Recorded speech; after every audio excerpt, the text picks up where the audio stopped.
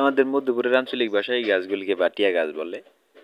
আয়ুর্বেদ শাস্ত্রে পাট গাছ, গেটু গাছ এবং বনজুই গাছ নামে পরিচিত।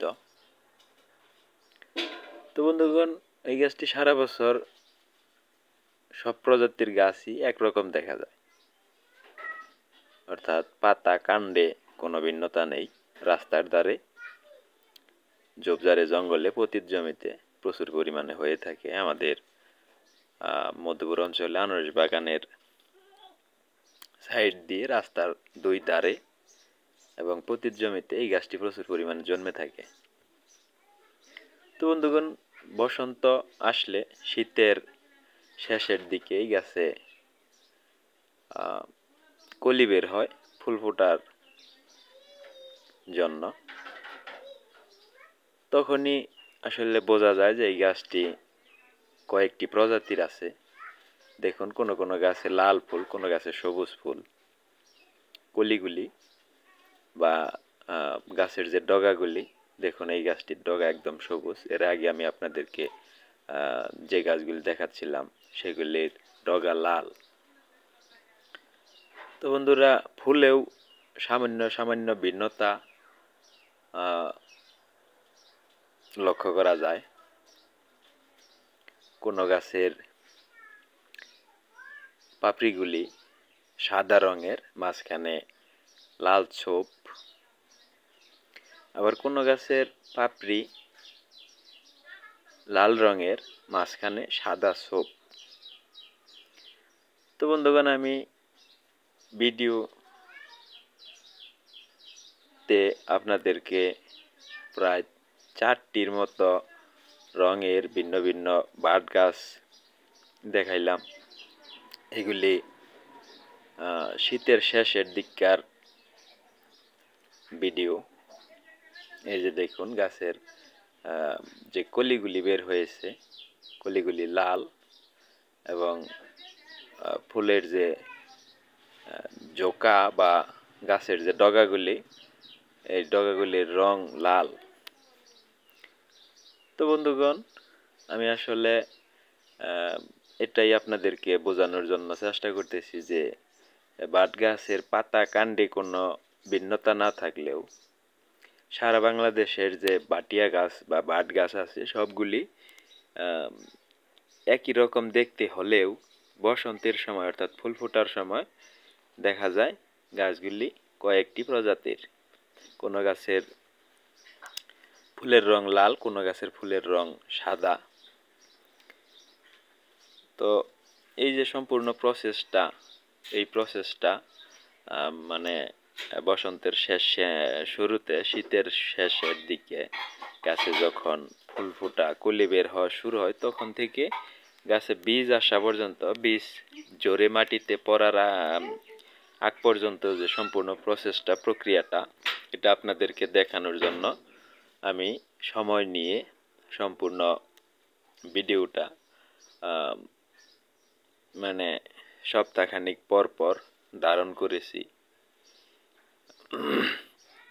যেন আপনারা সহজে আমার ভিডিও দেখে বুঝতে পারেন যে বাট গাছের অনেকগুলি প্রজাতি হয়। তো বন্ধুরা, দেখুন, আমি এর আগে লাল রঙের কলি সহ বাট গাছ দেখালাম। এখানে দেখতে পাচ্ছেন সবুজ রঙের, হালকা সবুজ রঙের কলি সহ গাছ।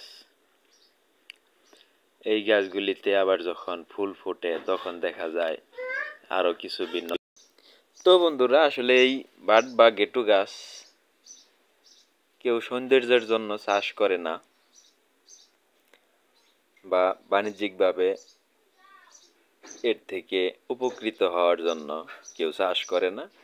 বাট গাছ প্রাকৃতিকভাবে অযত্নে, অবহেলায় রাস্তার ধারে এমনিতেই জন্মে থাকে। তো এইগুলি সাধারণত লাকড়ি হিসেবে ব্যবহার করা হয়, রান্নাবান্নার কাজে খড়ি হিসেবে ব্যবহার করা হয়ে থাকে। কিন্তু এই বাট বা গেটু গাছের আয়ুর্বেদ শাস্ত্রে গুরুত্বপূর্ণ একটি ভেষজ উদ্ভিদ।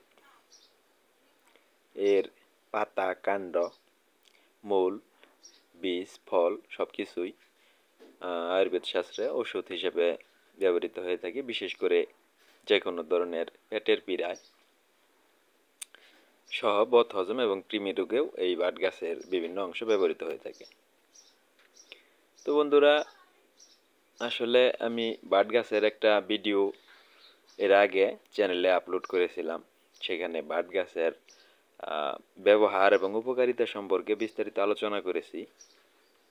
কিন্তু এই ভিডিওটি পর্যায়ক্রমে ধারাবাহিকভাবে বট গাছে কলি বের হওয়া থেকে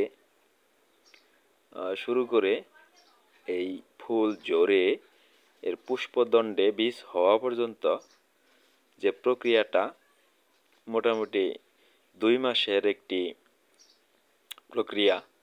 এই সম্পূর্ণ প্রক্রিয়াটা আপনাদেরকে দেখানোর জন্য এবং বট গাছের যে সৌন্দর্য, এটা মানুষের মাঝে, প্রকৃতি প্রেমীদের মাঝে তুলে ধরার জন্য দীর্ঘ সময়ের একটা ভিডিও আমি ধারণ করেছি।